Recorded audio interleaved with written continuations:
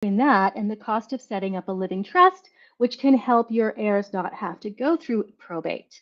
My name is Tracy Cheney, and I'm a certified probate expert, and I hear that question all the time. So before we dive in, standard fare, I am not an attorney and I'm not a CPA. Please always seek appropriate legal and tax advice. I just like to share what I've learned along the way because I hope it's helpful for you. So, getting right into what probate costs in California. It's a tiered fee system. Is it a coincidence that there's tiers and then there's tiers? We're going to talk about the tiers. I don't think it's a coincidence in this case. Okay, so here's how this works. Let's say you have an estate that the gross value of your estate is $1 million. So we're going to use that as an example for round numbers. Why do I say gross numbers?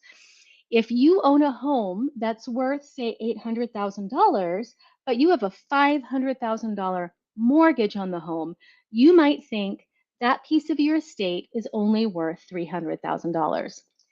That is unfortunately not the case. For probate, the value of the full gross value of your home, the market value of $800,000, is what would be used in calculating these numbers.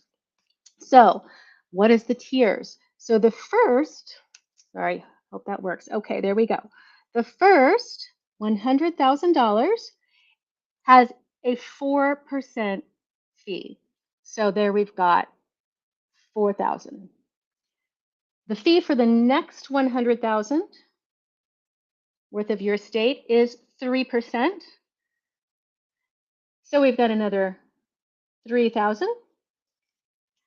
The fees for the next 800,000 after that, I'm glad it jumped up to a chunk of 800,000. This could be really complicated, as if it's not already, is 2%. So now we're at an additional $16,000. The total here of 23,000. But you have to multiply that times 2. Why? So it's not just 23,000, it's $46,000. And the reason for that is because the attorney, the probate attorney, gets $23,000. Those are their statutory fees.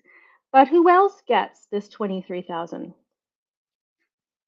The executor or the administrator. You're an executor if you're named in the will as the executor. If the court appoints you and there's no will, you're an administrator.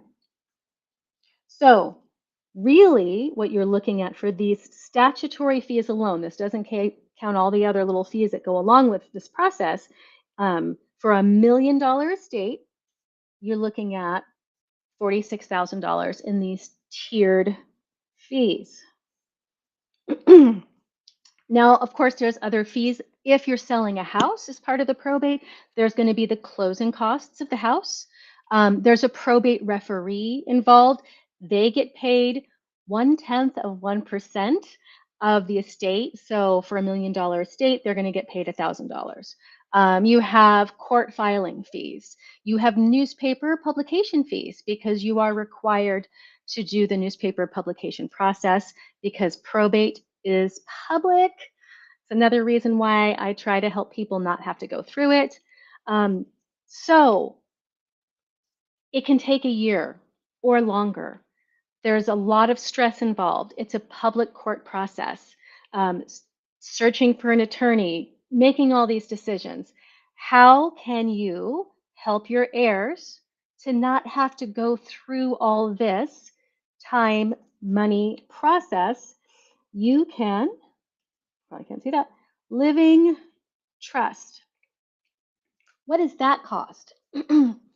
Now, I am not an attorney. I don't do living trusts, but I work with a lot of attorneys because of what I do. And it seems like for somebody who's single, about $2,500, or for a married couple with a simple basic estate, a home, not multiple properties, $5,000. The numbers will be different based on your personal situation, but let's just say it's between $2,500 and $5,000 to avoid the $46,000 in our $1 million example. It certainly seems like it's worth it. The other thing that can happen with that $46,000 is not only do your heirs have all of that time and expense to go through, but if they had wanted to keep the property, they're already going to be dealing with likely increased property taxes unless they're making it their primary residence and it was your primary residence. That's all about Prop 19, and we can do another video about that. But as you can see, having an additional $50,000 expense can make it a little bit harder for them, or a lot a bit harder for them, to hold on to that property if they wanted to. And even if it doesn't, having that deducted out of their inheritance is probably not what you want for them anyway. So again, you've seen that my contact information is running along the bottom. I would be happy to help you with your questions. Please feel free to reach out to me anytime. I hope that you found this helpful. And the important thing to note is if you're going through probate already and you need help, again, please reach out to me. I'm happy to answer questions, but probate is so avoidable. And getting a living trust is not that difficult, but it's easy to procrastinate. So wherever you are in the country, I